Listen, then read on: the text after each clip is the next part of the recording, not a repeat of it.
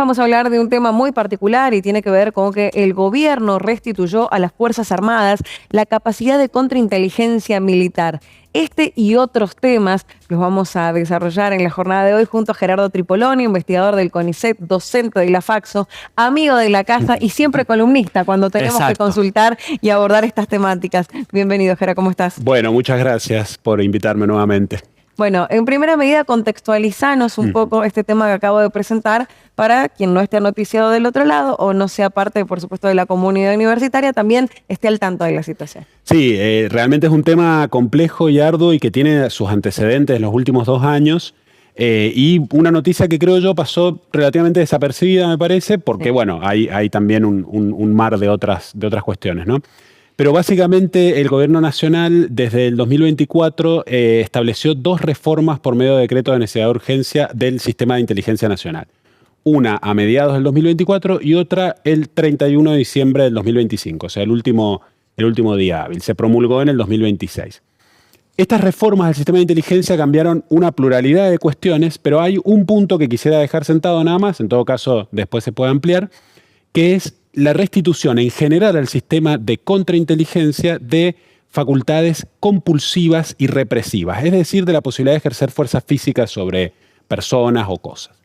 Esta restitución rompe un poco un consenso, rompe bastante un consenso que se construyó en nuestro sistema de defensa y de seguridad y de inteligencia nacional desde la vuelta de la democracia, que es que los agentes de inteligencia no tienen facultades compulsivas justamente y represivas.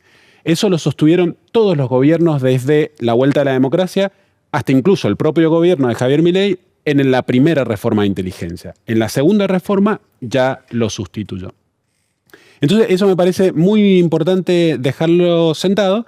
Y después la otra cuestión que es qué hace la contrainteligencia, que me imagino que es una de las preguntas. ¿Qué implica concretamente? Exacto, ¿qué implica concretamente? La inteligencia siempre fue definida como producción de información relativa a algo, relativa a amenazas, a crímenes posibles, relativa a amenazas a la defensa nacional, para el caso de la defensa nacional, inteligencia criminal, la producción de información sobre posibles criminalidades. La contrainteligencia son las operaciones que realiza el país para evitar a su vez que penetre la inteligencia de otros agentes extranjeros o locales, pero que sean amenazantes para el Estado, y evitarlas de esa manera, ¿no? Entonces se produce información para evitar ese tipo de infiltraciones en el país. Sobre esto hay un imaginario cinematográfico muy fuerte, ¿no? Por supuesto. El agente cubano, iraní, venezolano, por ejemplo, para graficarse. Exactamente, pero es verdad, o sea, es muy importante que el Estado, esto hay que decirlo, por supuesto, y creo que es fácil coincidir, es muy importante que el Estado evite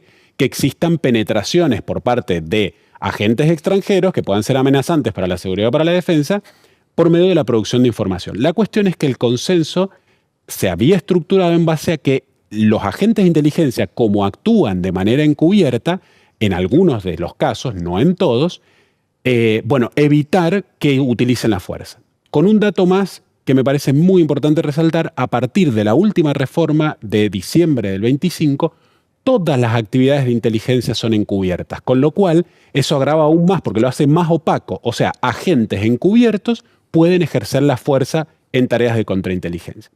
Así llegamos hasta hace 2 días. O sea, 2 reformas por DNU que fueron inconstitucionales porque no estaban dadas las circunstancias para dictar un decreto de necesidad de urgencia en ninguno de los 2 casos, que en el segundo de ellos, en el 25, establece esta nueva facultad de los agentes de contrainteligencia de ejercer la fuerza, y ahora llegamos a una resolución del Ministerio de Defensa por la cual se estableció que, lo que dijo recién Maru, que la contrainteligencia militar la llevan adelante las Fuerzas Armadas. ¿Esto qué implica? Así como yo dije recién que era importante que existiese contrainteligencia, es claramente importante que exista contrainteligencia militar. El tema es que esa contrainteligencia militar, esas actividades se llevan principalmente dentro del territorio de nuestro país, porque obviamente lo que nosotros queremos es evitar injerencias extranjeras, ¿no? Desde el 2006 hasta este año se había decidido que no sean los militares los que ejerzan esa potestad. ¿Por qué? Bien. Para evitar que actúen dentro del país. Ahora eso se ha decidido que sí sean los militares. Yo creo que ese punto es una materia que es posible discutir, si deben ser los militares o no deben ser los que hagan contrainteligencia militar.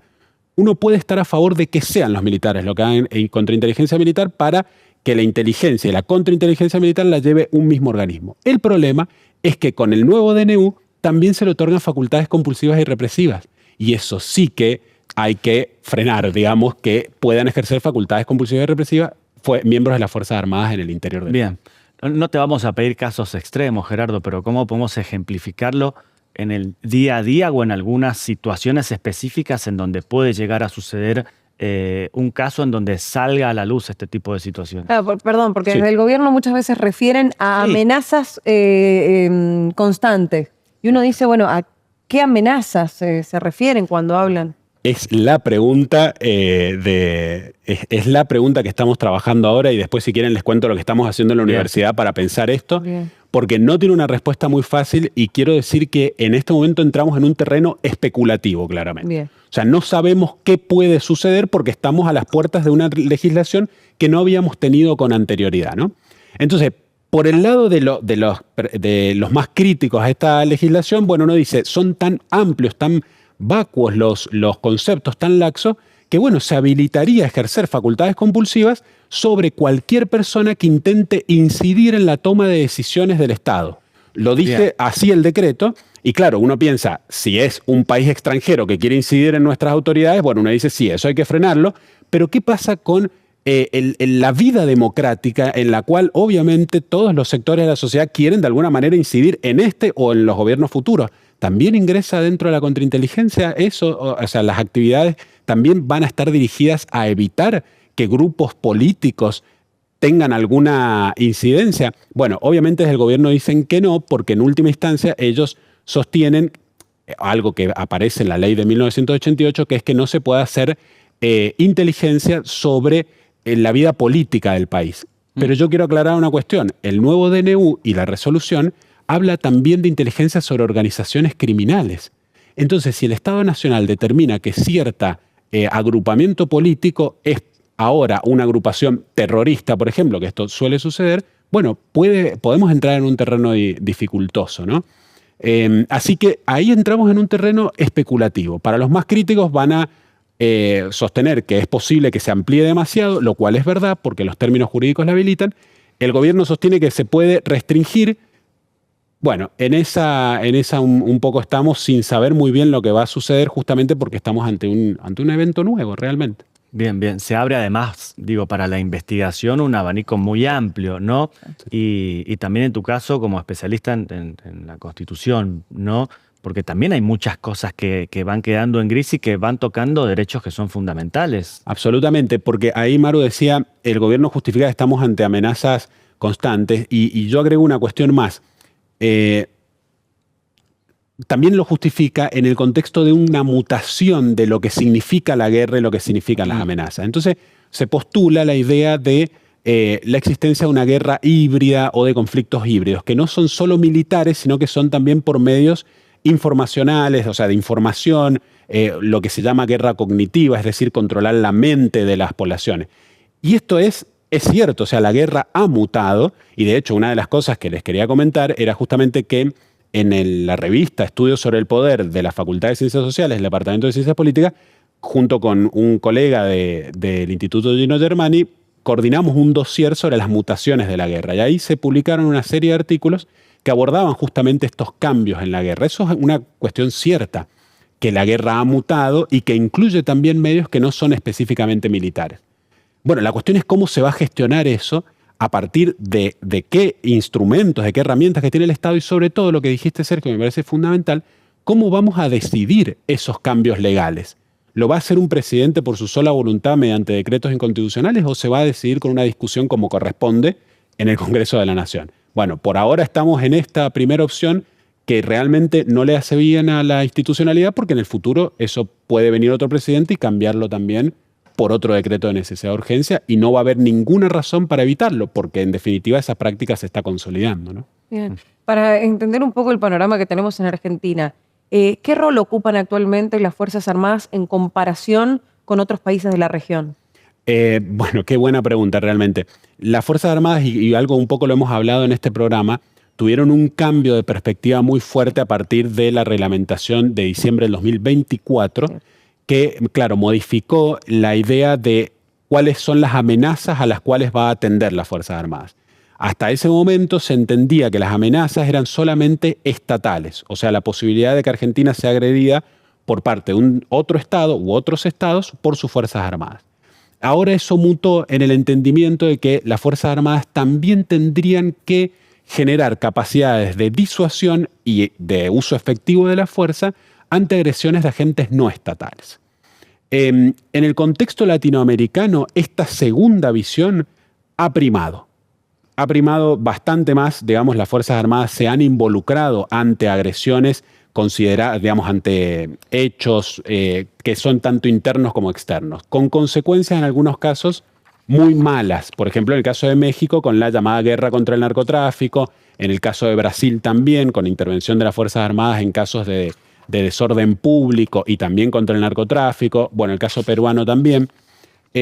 Quizás los países que más han mantenido esta idea de Fuerzas Armadas solamente ante agresiones extranjeras ha sido Uruguay y en parte Chile, porque también las ha hecho intervenir en casos de protestas sociales, etc. El panorama latinoamericano es muy diverso, no hay que tomarlo como un bloque completo, pero es cierto que Argentina venía siendo como el último bastión de esta separación entre defensa nacional y seguridad interior. No lo digo como con juicio valorativo, sino más bien descriptivo. Ese era el panorama. De hecho, bueno, ahí está la puja doctrinaria. Por un lado, quienes critican esta modificación del actual gobierno dicen, fíjense las consecuencias que ocurrieron en México con el lanzamiento de la guerra contra el narcotráfico, es decir, el involucramiento militar en un combate de una cuestión que es policial, ¿no?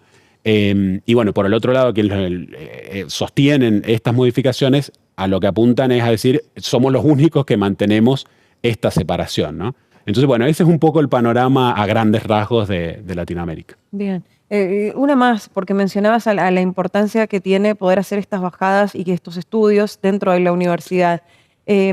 Contanos por qué es importante que este tipo de informaciones se discutan no solo en ámbitos gubernamentales y militares, sino también dentro de los claustros, dentro de las aulas. Es una pregunta excelente porque es muy importante para un sistema democrático la conducción civil de la política de defensa nacional. Es decir, que sea la clase dirigente, la política, quienes establezcan cuál es la política de defensa nacional. En este momento hemos tenido un retroceso muy grande porque a partir de noviembre del año pasado, en diciembre se hizo efectivo, se ha designado un militar en actividad dentro del Ministerio de Defensa.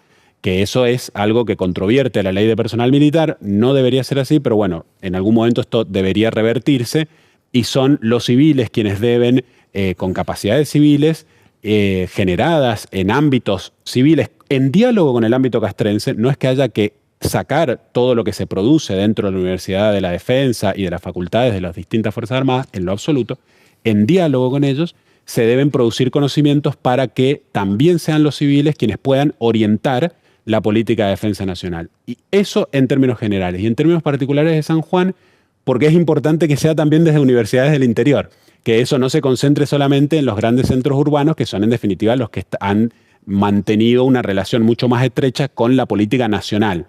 Y las universidades del interior se han ido concentrando en términos muy generales, por supuesto, en asuntos más locales, ¿no? Y está perfecto los asuntos locales, pero también es importante que nuestras universidades aporten a pensar el país en general, ¿no?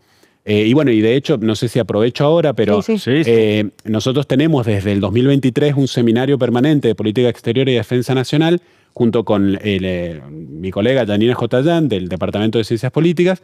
Y bueno, y este año volvemos a arrancar este seminario, esta cuarta, si no me equivoco, cuarta edición el martes que viene. Y bueno, y vamos a comenzar a discutir esta problemática justamente. Hay una transición de poder global o una nueva guerra fría. ¿Cuáles son los paradigmas para entender la política exterior? Eso obviamente Janina es la especialista en este campo. Y eso cómo ha mutado en esa puja de poder internacional, cómo han mutado los conflictos armados, que era tu pregunta, Maru. En definitiva, ¿realmente estamos ante nuevas lógicas en la guerra que incluyen también elementos de información, cognitivos, ciberataques? Bueno, Esa va a ser el primer encuentro este martes y ahí arrancamos con esta nueva edición para continuar con lo que estamos haciendo, ¿no? Producir conocimiento también desde acá. ¿Inscripción previa o no? Inscripción previa, en la página de las Facultades Sociales está el formulario para inscribirse. Si no llegan a inscribirse, asisten en la sala de reuniones del ICE. Es híbrida, pero a las personas de San Juan los animamos a que vayan. O sea, estamos convencidos de que el diálogo personal tiene algunas cosas que son positivas y son superadoras, pero lo híbrido nos ayuda a conectarnos con el resto del mundo, lo cual también es algo muy positivo.